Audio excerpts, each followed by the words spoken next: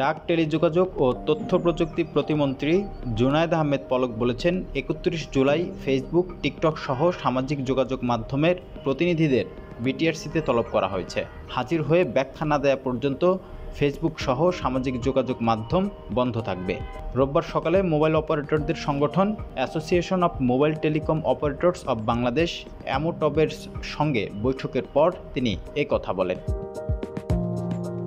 জুনায়েদ আহমেদ পলক বলেন, রোববার বিকেল ৩টা থেকে মোবাইল 4G ইন্টারনেট সেবা চালু হবে। সাম্প্রতিক সময়ের মোবাইল ইন্টারনেট সংযোগ বিচ্ছিন্ন থাকায় সংযোগ চালুর পর মোবাইল ইন্টারনেট গ্রাহকরা ৩ দিনের জন্য 5GB বোনাস পাবেন। সব অপারেটরের গ্রাহকই এই সুবিধা পাবেন।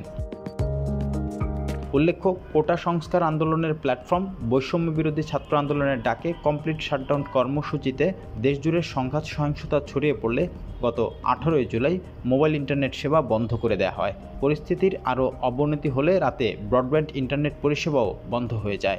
সেই সঙ্গে বন্ধ হয়ে যায় ফেসবুক, টিকটক সহ সব ধরনের সামাজিক যোগাযোগ মাধ্যমও। পরে ব্রডব্যান্ড ইন্টারনেট পরিষেবা চালু হলেও ফেসবুক সহ সামাজিক যোগাযোগ মাধ্যমগুলো এখনও চালু হয়নি।